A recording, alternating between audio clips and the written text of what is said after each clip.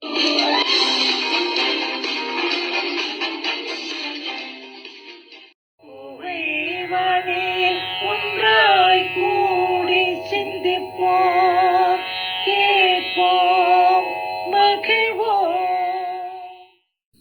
podcast is brought to you as a joint initiative between Anubhav, the National Institute of Social Defense, Ministry of Social Justice and Empowerment, and Media for Community Foundation. Producers, CovaiCare Retirement Communities. If you are a senior citizen and need help, contact our Elder Helpline 14567 between 8 a.m. and 8 p.m. We promise to help you lead a better life. I repeat, 14567 between 8 a.m. and 8 p.m.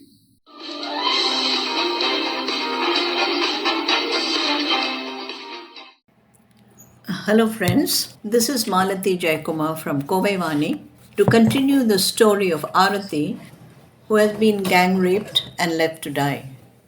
But death does not come so easily. Listen now to how she copes with the vagaries of destiny. Arati washed herself at the pond and scrubbed her skin till it felt sore in an effort to remove all the taint of those brutal hands. She wandered around, the shock and grief making her dumb and frozen. Even if she could speak, she would not have uttered a word. She wanted to shield her shameful secret. She knew how she would never forget the agony, but at least it would remain a personal one. She was reluctant to go back to her grandmother. The sight of her old loving face, her pain and sympathy would be unbearable. Arati preferred to be in the middle of strangers. She joined a band of refugees and made her way to a camp. But 5 months later, she knew that her secret could no longer remain hidden. It was there for everyone to see and comment upon. The seed of some unknown soldier had taken a root and flourished in her womb. She loathed this life within her and tried many ways to get rid of it.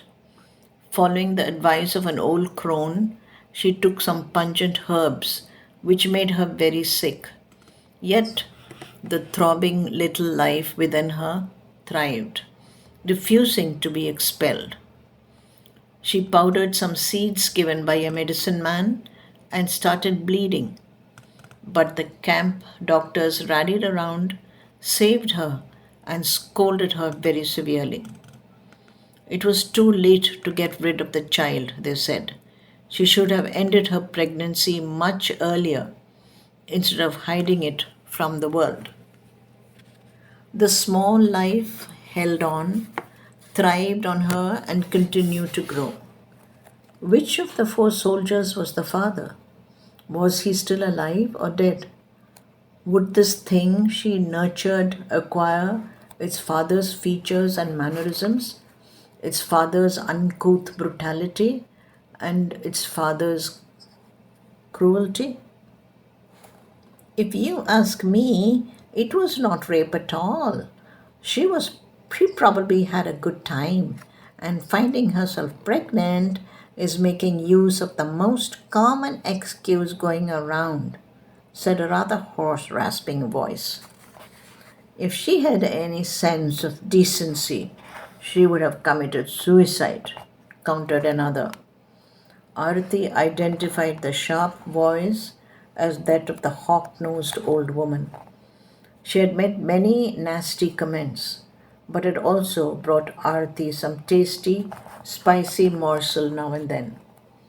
She could not make out if the old woman was basically kind or generally caustic and rude. But I do not want to die. I want to live. I want to live, screamed Arati silently. So she had chosen to live and suffer. As the time grew nearer and the child grew heavier, her thoughts turned more and more towards the burden she carried. Since she could not rid of it, she resigned herself to her fate and began to think of ways of discarding it once it was born. In one of her moods of depression and hatred, she thought, perhaps I should just kill it. In her less dejected moments, when sanity prevailed, she considered abandoning it somewhere near an orphanage. As the days grew nearer, she just wanted to divest herself of this curse as quickly as possible. She began looking forward eagerly to the first twinge of pain. Then one night she woke up with a start, her clothes drenched. Pain lashed at her body, and she began gasping for breath. The women who had earlier gossiped and whispered about her now gathered around her. The moment of crisis and pain, that moment common to all women, wiped away all differences, and the women tended to her lovingly and gently.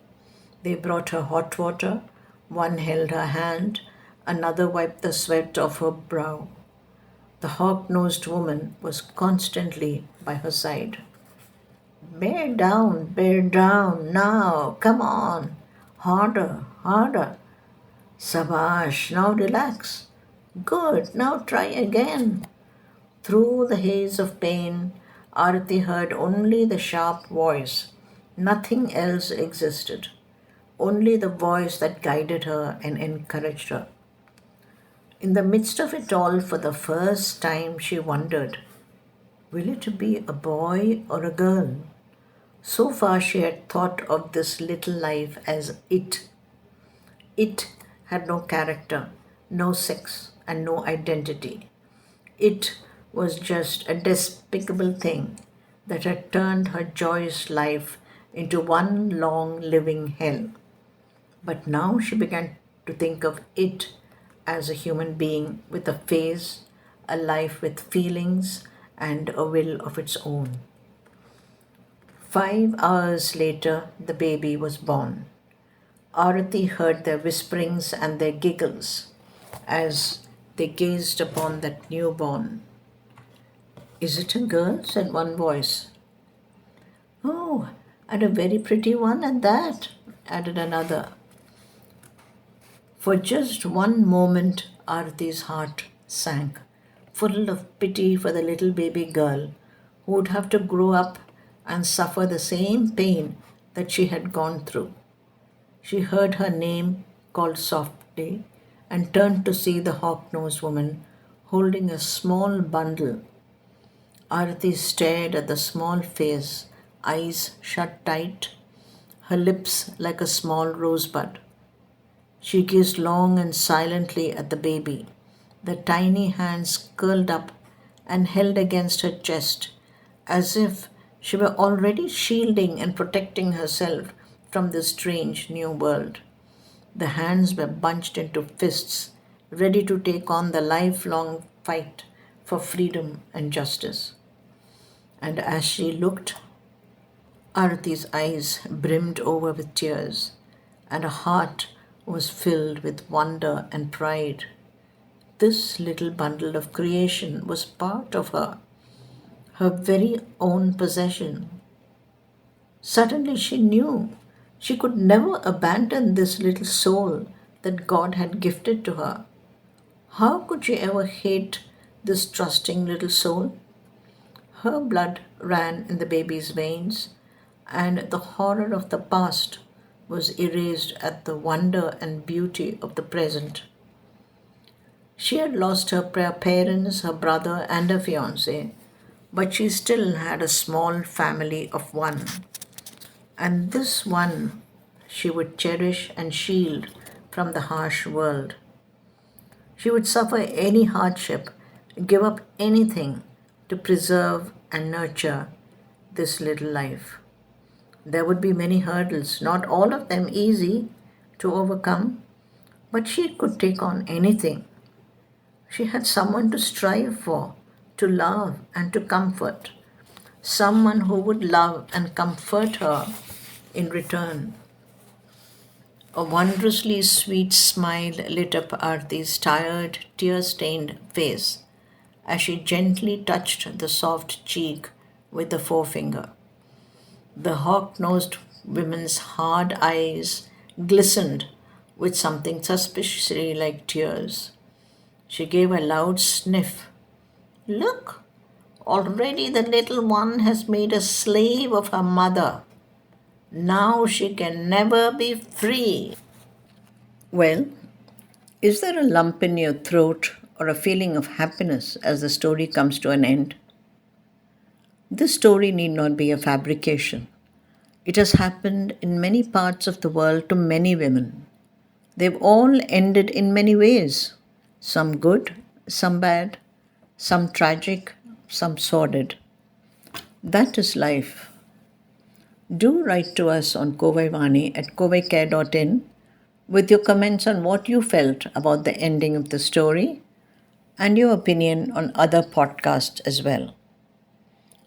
I will be back soon with another story on Story Time. Till then, this is Malathi Jayakumar signing off on behalf of Kovaivani. Thank you. இந்த வலையொலி அனுபவ் தேசிய சமூக பாதுகாப்பு நிறுவனம், சமூக நீதி மற்றும் அதிகாரமளித்தல் அமைச்சகம் மற்றும் மீடியா ஃபார் கம்யூனிட்டி ஃபவுண்டேஷன் இவர்களின் கூட்டு முயற்சியாக உங்களிடம் கொண்டு வரப்பட்டது. திட்ட ஒருங்கிணைப்பாளர்கள் டாக்டர் ஆர் ஸ்ரீதர் மற்றும் ஆலோக் வர்மா அவர்கள். வானொலி ஒருங்கிணைப்பாளர்கள் பூஜா முராடா, கௌசல்யா மற்றும் சாய் சுதா அவர்கள். தயாரிப்பாளர்கள் கோவைவாணி, கோவைகேர் ரிட்டையர்மெண்ட் கம்யூனிட்டிஸ். நீங்கள் ஒரு மூத்த குடிமகனாக இருந்து உதவி தேவைப்பட்டால் எங்கள் எல்டர்லைன் ஹெல்ப் லைனை தொலைபேசி எண் 145667 இல் தொடர்பு கொள்ளவும். காலை 8 மணி முதல் இரவு 8 மணி வரை. ஒரு சிறந்த வாழ்க்கையை வாழ உங்களுக்கு உதவி செய்ய நாங்கள் உறுதி அளிக்கிறோம். மறுபடியும் கேளுங்கள். தொலைபேசி எண் 145667 காலை 8 மணி முதல் இரவு 8 மணி வரை. That's all for today, folks. Be safe. Fight COVID with 2 vaccinations. Wear a mask when you go out. Keep safe distance. Observe proper hygiene. We must win. We will win. Thank you.